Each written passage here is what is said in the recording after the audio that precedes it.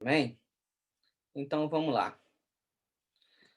Os varões, a gente tem estudado o livro de 1 Timóteo, essa semana, 2 Timóteo, até por uma questão da minha saúde, eu não pude participar da live dos varões, mas eu quero aproveitar tudo que eu tinha preparado, um pedaço do que eu tinha preparado, para trazer para os irmãos de uma forma um pouco mais ampla, né? Porque esse livro, a Timóteo, ele traz muitas e ricas informações e direções de Paulo, né, para Timóteo. E eu acredito que a Bíblia, ela não é antiga, ela é tão nova quanto o Jornal de Amanhã, né? Então eu sei que o Senhor vai continuar falando conosco, porque a Bíblia é o que nos direciona. Eu gostaria que os irmãos abrissem comigo no livro de 1 Timóteo, capítulo 1. Vamos falar um pouco sobre tradição e verdadeira fé.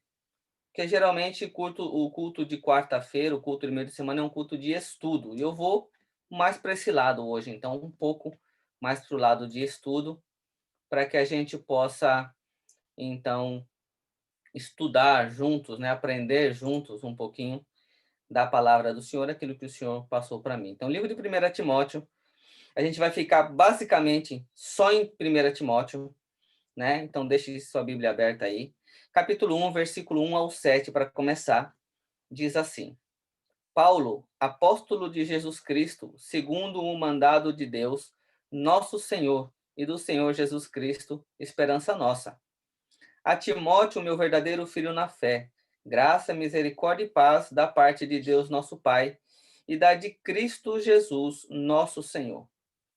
Como te roguei, quando parti para a Macedônia, que ficasse em Éfeso, para advertires a alguns que não ensinassem outra doutrina, nem se deem a fábulas ou a genealogias intermináveis, guarda essa parte, que mais produzem questões do que edificação de Deus, que consiste na fé, assim como o faço agora.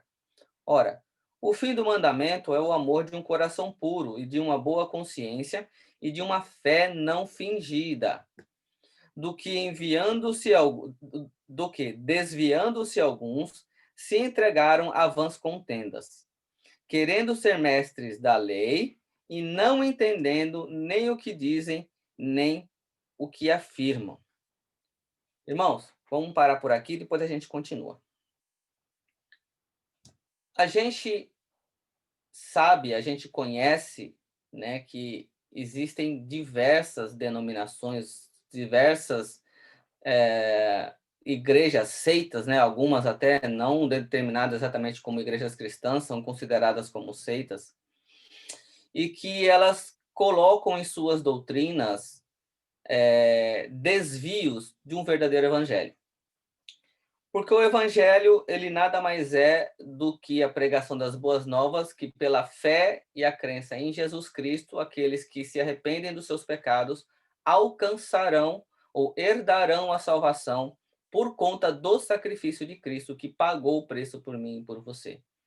Um grande problema é que muitas e muitas pessoas têm sido enganadas e têm sido levadas a uma falsa fé, a uma falsa salvação.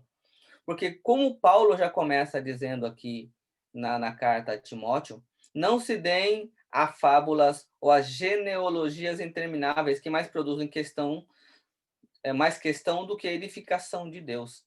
Quantas e quantas se você for para o lado dos judeus, os judeus ainda acreditam, né? Os judeus ortodoxos não creem em Cristo, ainda são apegados à sua genealogia para a salvação por pertencerem à raiz de Abraão. A gente vai ver outras denominações, outras igrejas ou seitas, né, que guardam tradições antigas, né, da época em que Deus deu leis para Israel como nação, né, que é totalmente diferente de hoje a Israel espiritual, ou o povo de Deus espiritual, que é a igreja de Cristo. A gente tem que entender que são duas coisas separadas, são duas coisas diferentes. Não que Deus tenha anulado, mas há uma diferença de leis para Israel como nação e o direcionamento de Deus para a igreja em Cristo Jesus. Tanto que existe uma separação bíblica, Antigo Testamento, Novo Testamento, antes de Cristo e depois de Cristo, né? Então, a gente tem que entender, porque você vai encontrar aí seitas que guardam a dieta, né, bíblica que Deus deu a Israel. Alguns guardam o sábado, outros guardam tantas e tantas outras leis, né, que pode isso, que pode naquilo, que na verdade eram dadas ou a Israel como nação, ou elas serviam, como a própria Bíblia diz, como tutor, como direção até a chegada do Messias, né? Elas prefiguravam, elas eram um tipo apontando para um antitipo, né? Então elas direcionavam, todo o Antigo Testamento direcionava para Cristo. Então, quando Cristo vem, tanto que dentro do Novo Testamento, Cristo, além dele não rejeitar o Antigo, mas ele mostra o que era verdadeiramente a lei. Então, toda vez que a gente se prende à salvação através de tradições antigas ou de costumes antigos que apontavam para Cristo, e a nossa salvação não está em Cristo em si, a gente está vivendo uma fé fingida. A gente vai ficar discutindo, como Paulo diz aqui, né, sobre genealogias intermináveis, sobre questões de tradições intermináveis, se eu posso isso, se eu como aquilo, se eu posso guardar isso, se eu não posso andar mais de 15 quilômetros, se eu não posso fazer nenhum negócio no sábado. A gente vai ficar discutindo muitas coisas que no Novo Testamento, que no tempo da graça, não se aplicam, porque a salvação não está no não comer. A salvação não está em guardar o sábado. A salvação está numa fé pura em Cristo Jesus.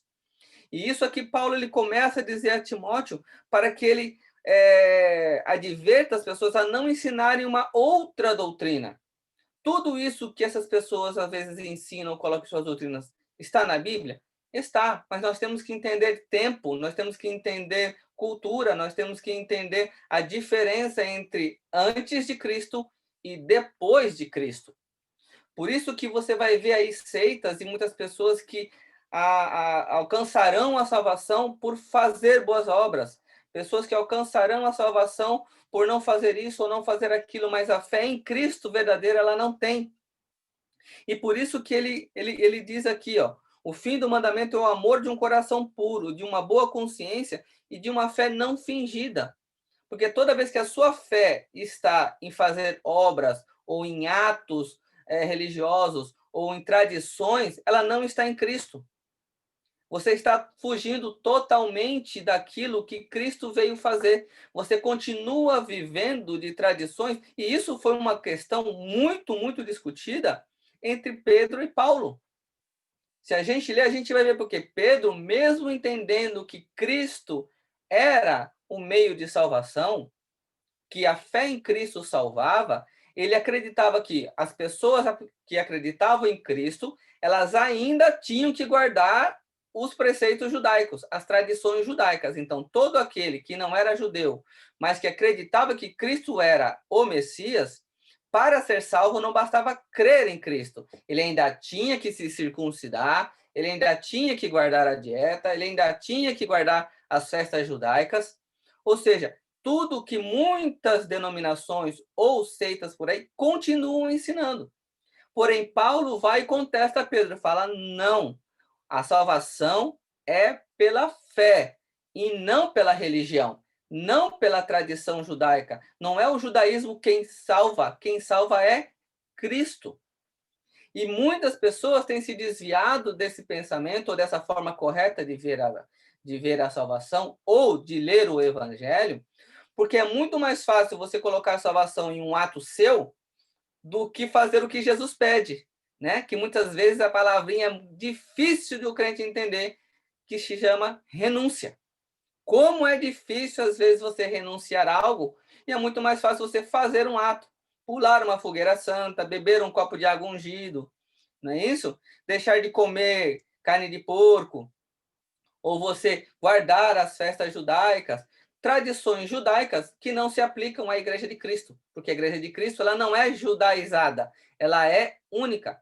Nós temos que entender que apesar de existir denominações, apesar de existir vários tipos de igreja terrena, Cristo só montou uma.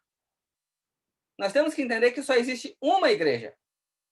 Só existe uma, não existe a igreja Unidos em Cristo, não existe a igreja Belém, a igreja Deus é Amor, a igreja... Não. Existem, sim, temos as denominações, porém, Cristo só montou uma igreja. E nós temos que entender que todos nós somos irmãos na fé em Cristo Jesus. E para isso é necessário que a gente entenda o que verdadeiramente Cristo espera e quer de nós. O que é realmente o Evangelho? O que Cristo realmente deixou para nós? O que Paulo ensinou? O que Tiago ensinou? O que Pedro ensinou? O que essas pessoas que são a coluna da igreja, porque nós sabemos que o Evangelho é montado em cima da doutrina dos apóstolos. Cristo deixou para eles e eles espalharam o Evangelho aos quatro cantos da terra. Então, a doutrina dos apóstolos é a base do evangelho que tem que continuar sendo pregada. Não pode ser outra. Ninguém pode fazer a sua própria Bíblia. Ninguém pode escrever o que acha que é certo, o que é errado, porque Deus já colocou aqui a sua vontade, Deus já se revelou para nós aqui o que ele é e o que ele espera de nós. E o que ele quer que a gente faça. Então, nós temos que entender que nós temos que ter muito cuidado, ter discernimento espiritual para não tirarmos a nossa fé ou tirarmos a nossa salvação de Cristo e queremos colocar em tradições ou em atos religiosos, porque você está vivendo uma fé fingida, é uma salvação mentirosa. Você não será salvo porque você faz boas obras. Você não será salvo porque você não come. Eu quero que você entenda o seguinte, a Bíblia nos diz, mas então quer dizer que eu não posso guardar o sábado? Quer dizer que eu não posso deixar de comer carne se eu acho que isso glorifica a Deus? Olha, a palavra do Senhor diz assim, comais, bebeis ou façais qualquer coisa, se for para a glória de Deus, faça. O que eu quero dizer? Se você não come porco, carne de porco, bacon, seja lá o que for, porque você acha que isso não glorifica a Deus, glória a Deus por isso. Onde é o problema? O problema é você colocar isso para os outros como pecado. É aí onde mora o erro. Se você acha que não cortar o cabelo, não depilar, não fazer as unhas, se você achar que isso não é bom para você, porque você acha que se você fizer não glorifica a Deus, você prefere não fazer, glória a Deus por isso. Agora, você não pode falar para o seu irmão que não corta o cabelo que ele está pecando. Então, se você faz uma forma de... É a forma de glorificar a Deus? Faça, você tem total liberdade para isso. Agora, o que você não pode colocar isso como uma doutrina bíblica e condenar o seu irmão porque ele faz. Porque isso não é bíblico. Porque a Bíblia não diz isso. Então, nós temos que ter muito cuidado em, às vezes, julgarmos as pessoas por questões nossas pessoais e não trazermos exatamente o que uma doutrina bíblica correta nos fala sobre isso. Então, nós temos que entender que a salvação está na fé em Cristo Jesus. E através dele, nós temos a salvação pela remissão dos nossos pecados para aqueles que se arrependem. Continuando em 1 Timóteo, ainda no capítulo 1, versículo 12 e 13, ele diz assim, e dou graças ao que me tem confortado, a Cristo Jesus, Senhor nosso, porque me teve por fiel portador, pondo-me no ministério, a mim, que dantes fui blasfemo e perseguidor e injurioso, mas alcancei misericórdia, porque eu fiz ignorantemente na incredulidade. Paulo, nas suas cartas, ele vai dizer, se tinha um caba bom, era eu. Fiel, cumpria as leis. Não tinha ninguém melhor do que eu como fariseu. Eu era o cara, dizendo nas palavras de hoje. Mas ele está dizendo aqui, porém eu era blasfemo. Eu era perseguidor e injurioso e fiz isso na minha ignorância e incredulidade. Mas se ele seguia o Antigo Testamento, se ele seguia o Pentateuco, de acordo com o que foi ensinado, por que ele era incrédulo? Porque isso tudo não levava ele a Cristo. É essa a mensagem que eu quero trazer para vocês. Às vezes a guarda de tradições, às vezes a guarda de atos religiosos, na verdade, nada mais é do que uma fé fingida, porque você continua sendo um incrédulo, porque isso não te levou a Cristo. Agora, se você entende isso e crer em Cristo, aí é diferente. Porque Paulo, ele fazia tudo o que era correto diante do Pentateuco. Ele era fiel até o tutano. Tanto que ele perseguiu crendo naquilo que ele lia. Só que depois, quando ele teve um encontro com Cristo, ele viu que ele era, apesar de ter todo esse conhecimento e fazer todo esse ato religioso, todas as tradições, guardar tudo como deveria, ele ainda era um incrédulo. Ele ainda não acreditava verdadeiramente. E ele fez isso na sua ignorância. Então, todo aquele que acredita que a sua salvação está em genealogia, em tradições antigas, em atos religiosos, ele está fazendo na sua ignorância, porque isso não vai salvar. Ele é um mero religioso. Ele não atingiu ainda uma fé verdadeira. É uma fé fingida na ignorância e na incredulidade. Amém? Passando 1 Timóteo, ainda capítulo 1, versículo 19. Conservando a fé e a boa consciência, a qual alguns rejeitam, fizeram naufrágio na fé. Agora pula para o capítulo 2, 1 Timóteo capítulo 2, versículo 5. Continuando, diz assim: porque há um só Deus, e um só mediador entre Deus e os homens, Jesus Cristo, homem. Então ele diz aqui, no 1,19, conservando a fé e uma boa consciência, na qual essas pessoas que rejeitam isso são náufragos na fé. Por quê? Porque no 2,5 diz, porque só há um intermediador entre Deus e os homens, Cristo Jesus. Só há um que salva. Não é alguém mais que salva, não é há um ato que salva, não é uma tradição que salva. A única coisa ou a única pessoa que salva é Cristo. Por isso ele nos alerta que a gente tenha uma boa consciência e nos conservemos na verdadeira fé em Cristo Jesus. Porque toda forma de salvação fora de Cristo te leva a naufragar na fé, te leva a afundar no mar das multidões, nos seus problemas, porque você não consegue se enraizar em algo que realmente é sustentável. Porque um dia você está bom, outro dia você está ruim, às vezes as coisas estão boas, às vezes as coisas estão ruins, e se você coloca a sua salvação em alicerces, em bases com alicerces de areia, uma hora ela afunda.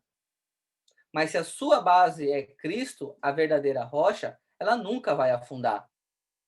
Por isso nós temos que entender e ter muito cuidado em ficar ouvindo pregações de internet, ficar aí correndo atrás de pastores, profetas, missionários, que você não conhece, você não sabe verdadeiramente quem é, não sabe qual é o fundamento, qual é a intenção verdadeira dessas pessoas.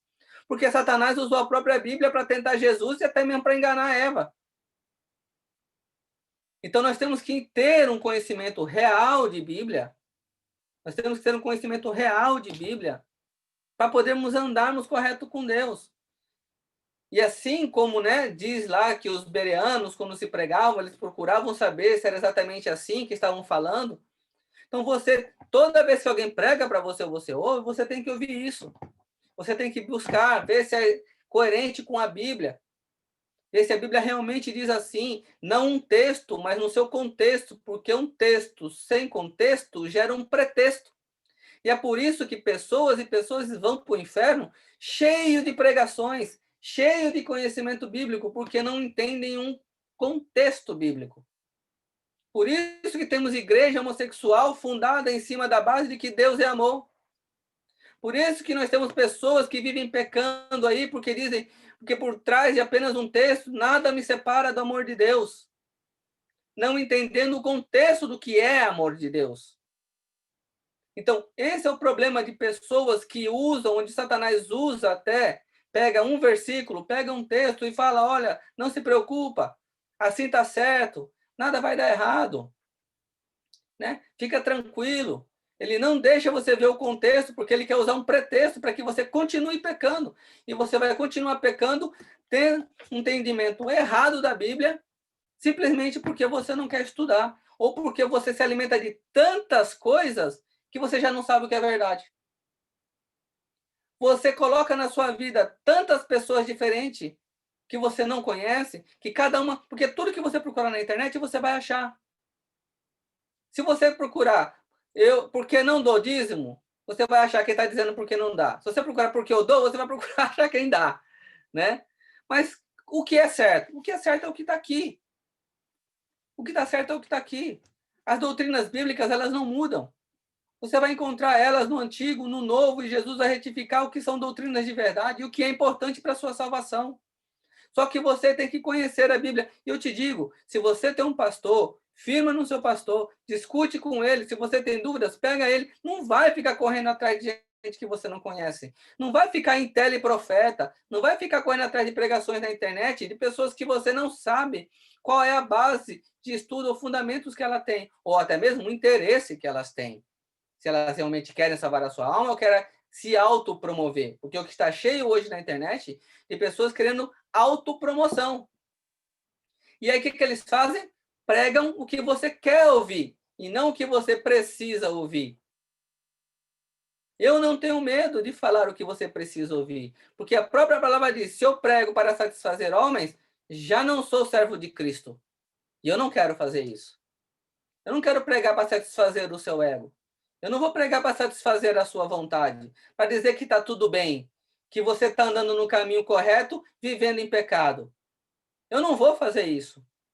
Porque quando eu estou pregando aqui, eu tenho uma responsabilidade para com Deus diante de cada alma que está me ouvindo.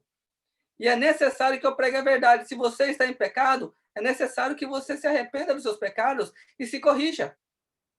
Para que você, então, alcance a salvação pelo sacrifício de Cristo. Porque, como já falei 1000 vezes, o sacrifício de Cristo não salvou você. Ele te deu direito à salvação para aquele que se arrepende. Porque o versículo mais conhecido que todo mundo sabe é: e Deus amou o mundo de tal maneira que deu o seu único filho, para que todo que nele crê alcance a vida eterna. Não é todo mundo de qualquer forma. E crer em Cristo é viver e andar como Cristo andou. Isso é crer em Cristo. Não é apenas saber que ele existiu. Então é necessário que a gente entenda que só existe um mediador. Ninguém mais te leva para o céu. E nada que você faça te leva para o céu, a não ser se arrepender dos seus pecados. Então o sacrifício de Cristo vai ter valor na sua vida. E aí você será salvo. Porque isso é diário. Perfeito? Nenhum de nós é. Mas é a busca da perfeição diária. Errei hoje, não cometam mais amanhã. E assim você vai, os erros vão ficando para trás e você vai criando maturidade espiritual. Você vai criando alicerce em Cristo e você vai se tornando um varão perfeito, irrepreensível, que maneja bem a palavra da verdade. E aí não tem Satanás que derrube você. 1 Timóteo capítulo 3, versículo 1 e 2.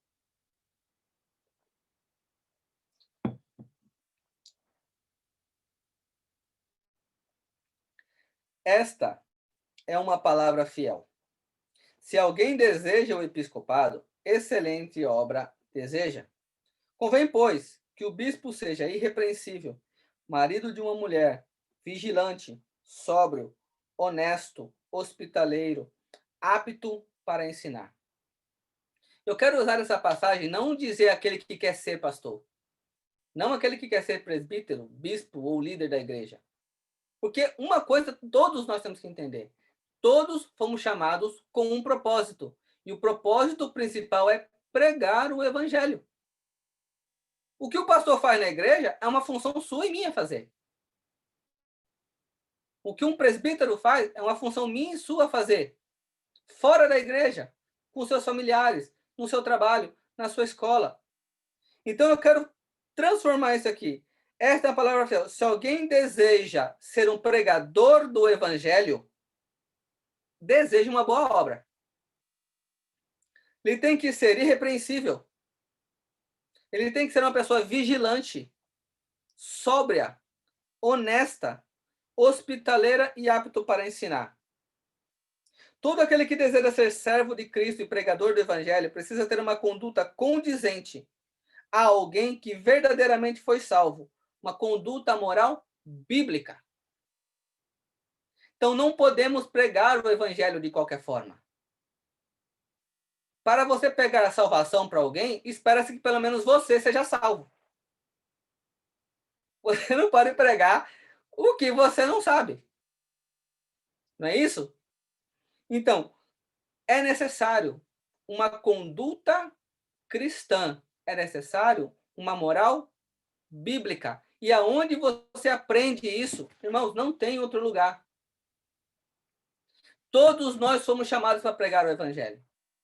E essa passagem é para todo mundo. Você tem que se tornar uma pessoa honesta. Você tem que se tornar uma pessoa irrepreensível. Onde ninguém tenha mais nada para falar de você como novo homem, como nova criatura. Porque o passado ficou para trás. Eis que se fez tudo novo.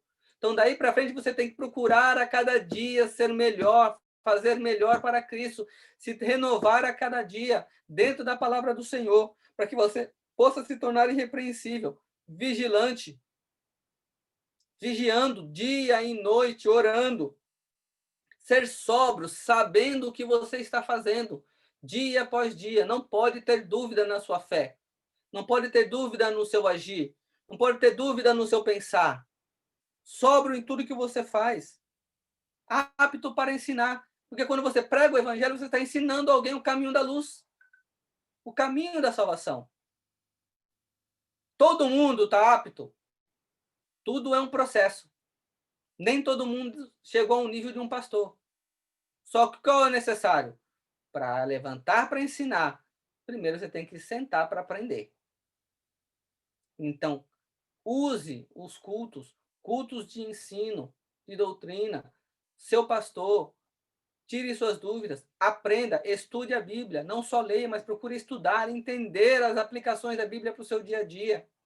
Porque Deus vai te usar de acordo com aquilo que você já viveu. Deus vai te usar de acordo aos dons que Ele vai te dar, o que Ele já te deu. Mas é necessário que você se aprofunde, que você pare de ser criança espiritual, que você pare, aí, como dizem hoje, de mimimi, e se torne um adulto dentro da Bíblia, um adulto dentro da igreja. Entendemos que quem começa, é lógico, é uma criança, é um bebê espiritual, mas você tem que crescer. Você tem que se desenvolver, você tem que ter o hábito de leitura, você tem que ter o hábito de estudo, de querer mais e saber mais e procurar mais e ser melhor a cada dia. Essa é a busca do crente. Porque quanto mais você se prepara, mais Deus te usa. Quantas pessoas às vezes não lamentam, mas Deus não me usa para nada. Mas você tem se preparado para ser usado de alguma forma? Senão não adianta. Será que Deus vai ter que passar a vida usando mula? Não. Ele usou uma vez só. Porque hoje ele tem homens e mulheres de Deus que procuraram conhecê-lo de verdade para que ele use. Então não vem com essa história de mula, Deus usou até a mula, não, que isso ficou para trás. Hoje ele quer usar é você e quer usar a mim. A mula não é desculpa para ninguém. Deus quer te usar, mas te usar bem. Então procure conhecer a Bíblia. Procure se aprofundar na palavra do Senhor. Agora, uma parte importante e muito interessante. 1 Timóteo, capítulo 3, versículo 7.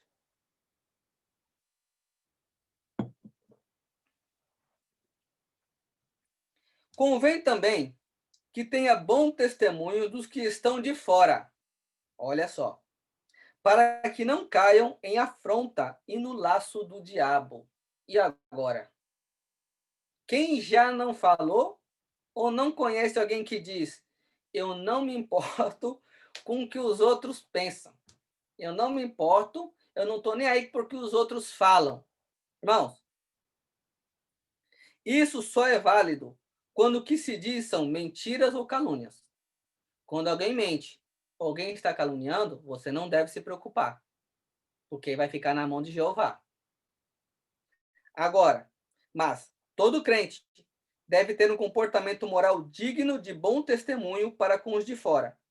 As calúnias e mentiras logo caem por terra e envergonham as que as disse, quando diante do seu bom testemunho mostram a verdade sobre você. Então, irmãos, essa conversa de que não me interessa o que os outros pensam, isso não funciona no meio cristão. Porque a própria palavra diz: convém que tenha bom testemunho para os que estão de fora. O que acontece é que muitas pessoas têm se deixado ser usado pelo diabo. Têm se deixado usar a sua língua para Satanás. E tem sim falado mentiras, calúnias, caluniando, falando mal da igreja, falando mal do pastor, falando mal dos ministros, presbíteros, diáconos, do próprio irmão, dando um mau testemunho do lado de fora. Muitas pessoas que têm uma fé fingida acabam trazendo não bônus, mas ônus para o evangelho. Acabam fazendo tudo o que é o contrário para trazer uma pessoa para Cristo. Porque quando você tem um mau testemunho fora da igreja, quando você tem um mau testemunho na sua casa, no seu trabalho, na sua escola, cada mau testemunho fica mais difícil você trazer aquela pessoa que não conhece a Cristo para a verdadeira luz. Porque você e eu somos a esperança que aquela pessoa teria de ver a luz do fim do túnel. Em vez de você trazer luz, você está empurrando ela mais para o fundo do túnel. Você está afastando ela da luz, porque você acredita viver uma verdade que é mentira. Porque nem você consegue se salvar. E você não consegue pregar o verdadeiro evangelho. Porque muitas das vezes, por birra, muitas das vezes por orgulho, por não aceitar o que Cristo quer para você e achar que você é quem determina o que Cristo tem que aceitar. E não é assim que as coisas funcionam. A gente costuma dizer: minha casa, minhas regras. Não é isso? Só que quando você faz só o que você quer, Jesus vai dizer: meu céu, minhas regras. Então não é de acordo com o que você acha certo, é o que de acordo com Jesus acha certo. E essas pessoas que, infelizmente, irmãos, estão minando o evangelho dentro da igreja e fora delas, porque não aguentam receber uma repreensão, porque não aguentam a palavra da verdade, e vivem falando mal de tudo e de todos, fazendo um desserviço para o evangelho. Eu quero ler 3 partes de Provérbios aqui, você não precisa abrir. Provérbios 12, 22. Os lábios mentirosos são abomináveis ao Senhor, mas os que agem fielmente são o seu deleite. Então não se preocupe. Provérbios 6, 16 e 19. Estas 6 coisas aborrece o Senhor, e a 7ª a sua alma abomina. E a testemunha falsa que profere mentiras, e o que semeia contenda entre irmãos. Quantas contendas não existem dentro da igreja por causa de fofoquinha, por causa de mimimi? Irmãos que não aceitam que o outro possa falar alguma coisa, ou que se acham melhor do que outro, pior do que outro, e acabam fazendo e criam contenda entre pessoas da própria congregação. Às vezes porque não aceitou uma repreensão, aí vai falar mal do pastor, aí vai falar mal da igreja, e aí acaba querendo difamar e tirando a verdade da Bíblia, por quê? Por orgulho próprio. Provérbio 12, 19. O lábio de verdade ficará para sempre, mas a língua mentirosa dura só um momento. Por isso, irmãos, quando é mentira e calúnia, você não precisa se preocupar porque Deus toma conta. Agora você tem que se preocupar muito quando é você quem está fazendo essas coisas. Quando é você que está tendo um mau testemunho, tanto dentro da igreja como fora da igreja, bebendo, fumando, se drogando, se prostituindo e achando que tudo está bem. Vivendo de acordo com o mundo coloca para você os manjares, e depois quer chegar na igreja como um maior crentão. E vai, e ora, e chora, e pula. Irmão, você pode enganar quem está dentro da igreja, mas ao Senhor você não engana. E é por isso que a gente luta todos os dias contra esse falso evangelho, contra essa falsa fé, contra essa falsa salvação. Porque é necessário adquirir um caráter cristão. Quando você tem um caráter cristão, você é cristão na igreja, você é cristão em casa, você é cristão no trabalho, você é cristão na escola, enquanto você viaja na praia, na montanha, aonde você for. Não muda, porque agora você tem o caráter de Cristo. Se você tem o caráter de Cristo, não é o mundo que vai tirar você desse caminho. Nada que o mundo te ofereça vai fazer você se desviar dele. Porque agora você é uma nova criatura em Cristo, você adquiriu o caráter dele. Então você sabe o que é e o que você é. Porque como Paulo disse, já não vivo eu, Cristo vive em mim, ou seja, eu já não faço mais a minha vontade, não é de acordo com o que eu quero, mas é de acordo ao caráter que Cristo colocou em mim. É de acordo com aquilo que Cristo colocou em mim. Porque antes eu era um incrédulo. Antes eu era uma pessoa que não fazia as coisas, eu era um ignorante. Mas hoje não. Você está aí, ouvindo a palavra do Senhor. E a palavra diz que a fé vem pelo ouvir, e ouvir a palavra de Deus. Então adquira fé cada vez mais no conhecimento do Senhor. Não seja um ignorante, não seja um blasfemo, não seja um incrédulo em Cristo, mas seja uma pessoa que realmente adquira o caráter cristão para ser igual aonde quer que você vá. E todo mundo tenha em você um bom testemunho, principalmente os de fora. Porque a questão é a seguinte, prega o evangelho, mas é melhor você viver 1 tonelada do que pregar, você viver 1 grama do que pregar 1 tonelada. Porque o falar, se não condiz com o que você vive, ele não tem força nenhuma. Porque o verdadeiro pregar o evangelho é ter uma vida de evangelho. Essa é a verdadeira pregação. Porque as pessoas que te conheceram quando você era do mundo, quando você vivia nas trevas, vão ver em você não de tanto você falar, mas pelo seu agir, pela sua nova forma de viver, que você não faz mais o que antes era prazeroso para ele que vive no mundo. E você vai mostrar que hoje você tem uma vida muito melhor com Cristo. Então a luz do evangelho vai ser irradiada através da sua vida, e não só através das suas palavras, mas é do seu agir e do seu viver diário. É isso que convence outras pessoas, porque o Espírito Santo já transformou você. E o agir do Espírito Santo na sua vida é o que vai fazer com que as outras pessoas se convençam dos seus pecados e venham para Cristo. Porque apesar de nós não convencermos ninguém, é o Espírito Santo que convence usando a minha vida, usando a sua vida. 1 Timóteo, capítulo 3, versículo 14 e 15. Ele continua chamando a atenção. Escrevo-te essas coisas, esperando ir ver-te bem depressa. Paulo queria ir lá visitar. Mas, se eu tardar, ou de repente até não ir, vamos colocar assim, para tudo isso que Paulo tem falado, para que saibais como convém andar na casa de Deus, que é a igreja do Deus vivo, a coluna e firmeza da verdade. Temos que aprender a sermos crentes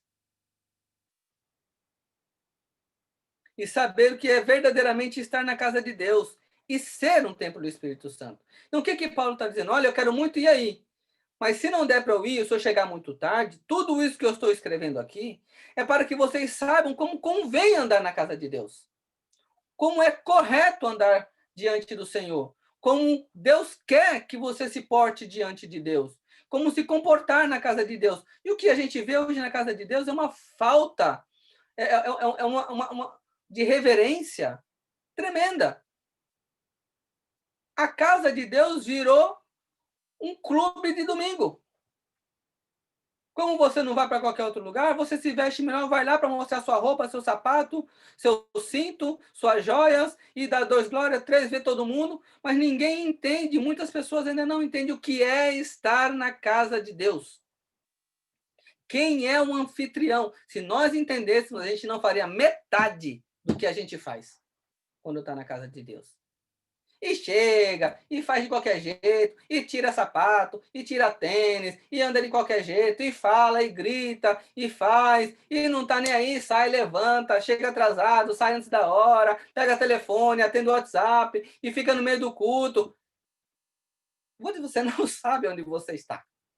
Você não tem a mínima noção de onde você está. E isso é um perigo para a sua salvação. Se você não consegue reconhecer Deus e a sua casa, isso é um perigo. Quando você vai na casa de alguém que você não conhece, eu duvido que você faça isso.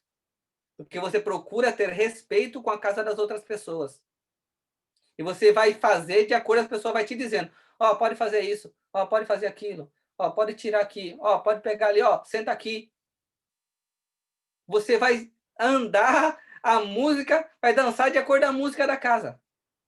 Você não vai chegar fazendo na casa dos outros o que você faz na sua. Por que você quer fazer isso na casa de Deus? Que é aquele que te dá tudo, que é aquele que te salva, que é aquele que te provê as suas necessidades. E você acha que você está na casa de qualquer um. Não, não. A casa de Deus requer respeito. A casa de Deus requer reverência, minha e sua. E a gente sabe disso, mas a gente não faz. E às vezes quando a gente chama atenção para uma coisinha ou outra, um celular, ou né, não mascar um chiclete, ou uma coisa ou outra por uma questão de reverência à casa do Senhor, fica com cara de delegado, né? Ou chupou um limão muito azedo. E tá errado, irmãos. Tá errado. Porque tem pessoas que têm amor pela casa de Deus. Tem pessoas que sabem onde estão e vão fazer com que você procure entender também. Isso é muito importante. Não só se comportar na casa de Deus, mas se comportar como templo do Espírito Santo de Deus. Isso é muito importante. Porque se você carrega o Espírito Santo de Deus, ele não habita em templo sujo. Então você tem que entender que além de você ter que respeitar a casa de Deus, você tem que se respeitar o seu corpo como sendo um templo do Espírito Santo de Deus, procurando a cada dia fazer a vontade dele e não a sua. Porque é ele quem manda. Porque até isso aqui não é meu. É dele. Foi ele quem me deu para que eu usasse. Mas continua sendo tudo dele, nada é meu. Nada. Então, se ele quer me usar como um templo, que eu mantenha o meu templo limpo, saudável, que seja usado como um vaso de honra, como um instrumento na mão do Senhor. 1 Timóteo capítulo 4, versículo 12.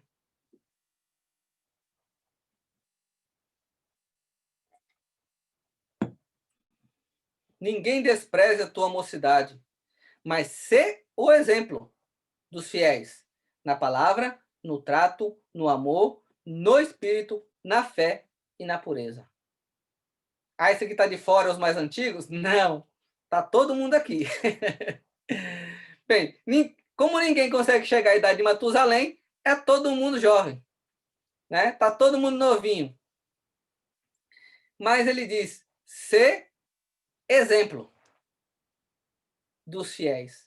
Seja exemplo como crente, seja exemplo na sua igreja, seja exemplo na sua casa.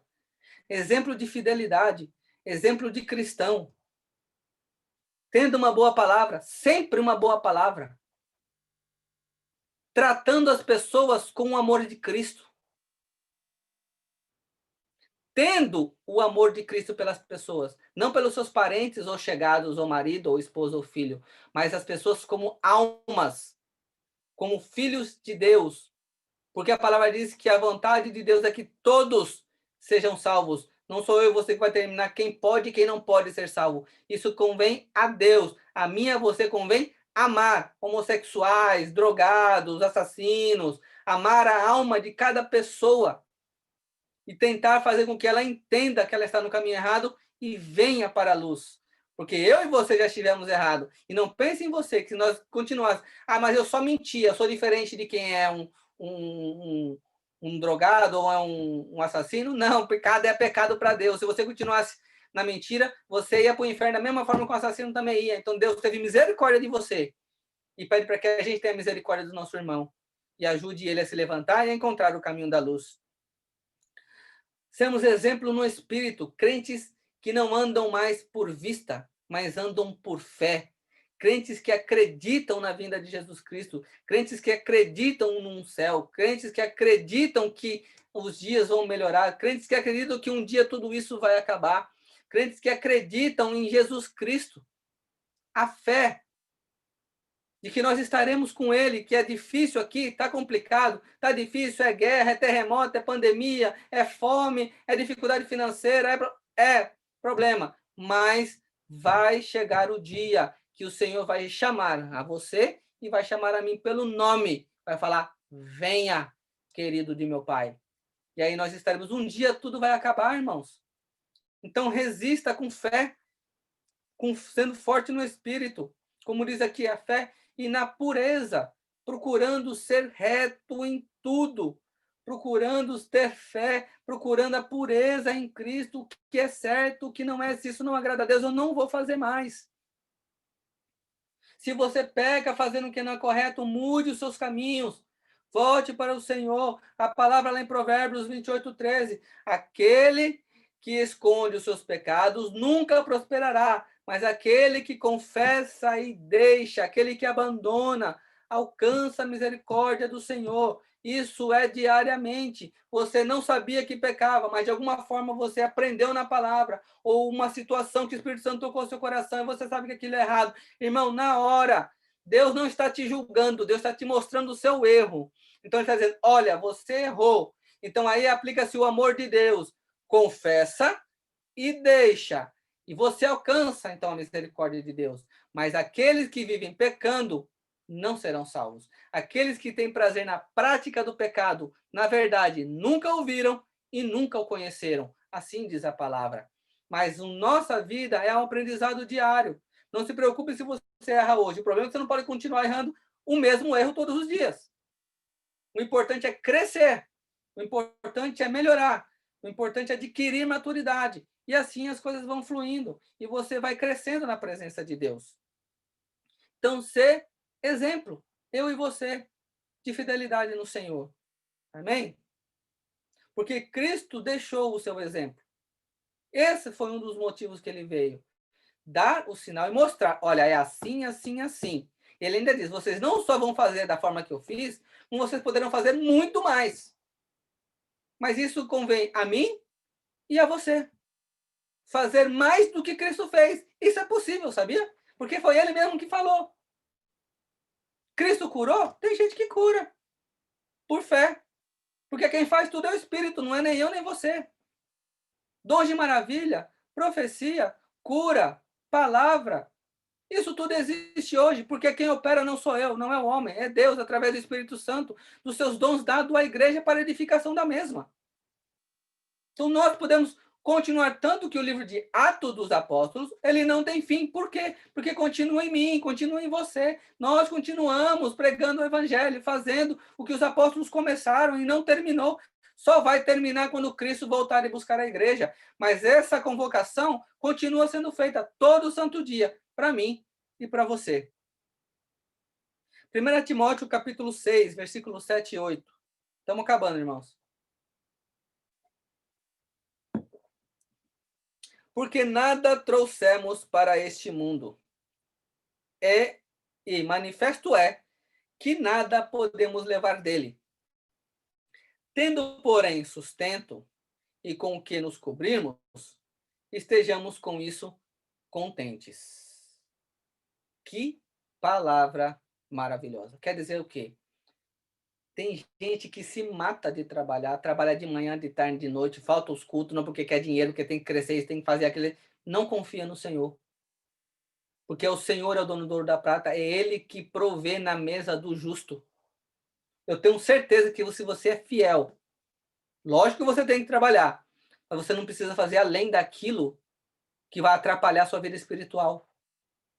Que o que mais a gente encontra aí são pessoas abandonando a fé ou deixando a igreja porque quer trabalhar 4 turnos, 5 turnos, quer trabalhar 25 horas por dia. Esquece até de dormir. Mas não aplica a vida espiritual. E ele diz aqui, olha, nada trouxemos. E é manifesto de que nada vamos levar. Se você tem o seu sustento e com que se cobrir, esteja contente. Porque essa palavra é aquela que Deus não deixa um justo desamparado. Se você for para Mateus 6, 31 a 34, diz, não precisa abrir se não quiser. Não andeis, pois, inquietos, dizendo, que comeremos? Ou que beberemos? E com que nos vestiremos? Porque todas essas coisas os gentios procuram. De certo, o vosso Pai Celestial bem sabe que necessitais de todas essas coisas. Mas buscai primeiro o reino de Deus e a sua justiça, e todas essas coisas vos serão acrescentadas. Não vos inquieteis, pois, pelo dia de amanhã, porque o dia de amanhã cuidará de si mesmo. Basta cada dia o seu mal. Irmão, basta cada dia o problema que ele traz. Não fique procurando chifre em cabeça de cavalo. Não fique aí procurando fazer agoniado com o que vai acontecer. Viva Cristo hoje. Pessoas e pessoas estão desesperadas. Pessoas estão aí entrando em depressão por conta do Covid. Pessoas estão se desesperando porque é terremoto na Argentina, terremoto lá não sei aonde, e pessoas e guerra não sei o quê, e Trump lá querendo fazer guerra civil nos Estados Unidos, e meu Deus, e o mundo, e vai... Irmão, calma. Basta cada dia o seu mal. Busque primeiro o reino de Deus e a sua justiça, e Deus vai colocar o pãozinho na sua mesa. Viva cada dia de acordo Deus vai te dando. Não estou dizendo que você não possa planejar o seu futuro, não é isso. Lembrando que sempre a última palavra vem da boca de Deus. Mas cuidado em você ficar colocando as coisas, preocupando com vacina, preocupando com isso, preocupando com corona e não sei o quê. E você acaba esquecendo de viver Cristo. Porque você pensa que essas coisas vão te levar, vão te tirar do céu. A única coisa que te tira do céu é você mesmo, se você deixar de olhar para Cristo. Não é vacina, não é Estados Unidos, não é terremoto, nada disso te tira de Cristo ou da sua salvação, a não ser que você desvie os seus olhos de Cristo. E começa a se preocupar com tantas outras coisas que, na verdade, nem te salva e nem te condena. Então, é você, com os olhos fitos no Senhor. A preocupação nossa deve estar em servir corretamente a Deus e a sua palavra, e não nas guerras, pandemias, catástrofes, porque tudo isso já está escrito para acontecer e a gente sabe. Ah, não, as coisas vão melhorar, irmão, vou dizer, não vai. Tá bom? Fique tranquilo, não vai melhorar. Tá? As coisas não vão melhorar, as coisas não vão ficar boas, a tendência é piorar. A Bíblia diz isso, mas também a Bíblia diz outra coisa. Eu não sei quem foi que o pastor sempre usa essa frase, não sei se foi Billy Graham ou quem foi que falou. Só sei que é o seguinte, já li toda a Bíblia. E o fim da Bíblia diz que tudo vai terminar bem. E eu acrescento, para os fiéis. Irmão, pode vir o que for. Se você ler a Bíblia, você vai ver muitos problemas que ainda vão acontecer. Os que aconteceram e os que vão acontecer. Mas no fim, vai dar tudo certo. Para aquele que é crente, para aquele que é fiel. Não é para todo mundo. Então, isso eu me tranquilizo. Que por mais que tenha guerra, rumores de guerra, pandemia, peste, fome, problemas de toda sorte, eu sei que a Bíblia diz que no fim tudo vai ficar bem. E é nisso que eu me pego. Entendeu? Eu sendo fiel, é que no fim eu tô tranquilo. Porque tudo vai ficar bem, porque eu vou estar com o Senhor. E é isso que importa para mim. Eu vivo para Cristo hoje. Cada dia traz o seu mal. O importante é não perder o foco. O importante é eu ter fé em Deus e saber que é em Cristo onde está a minha salvação. O resto, cada dia vai trazendo o seu problema e a gente vai matando um leão por dia. Mas o importante é, dia a dia, você não deixar desfalecer. Você não desviar o seu foco e estar firmado em Cristo Jesus, que Ele é a nossa rocha, Ele é a nossa salvação. Amém, irmãos? Então, desculpa aí a demora, né? Mas é isso que eu tenho para trazer para os irmãos, que os irmãos fiquem com essa reflexão. Espero que, de alguma forma, tenha sido de algum benefício, né? Que os irmãos possam remoer isso. Aqueles que têm que se consertar, que se conserte. Aqueles que estão em pé, cuidado para que não caiam, não é isso? Diz a Bíblia, continuem firmes e constantes. Amém? Eu agradeço a oportunidade e, mais uma vez, a paz do Senhor a todos e uma boa noite. Volto a palavra ao pastor.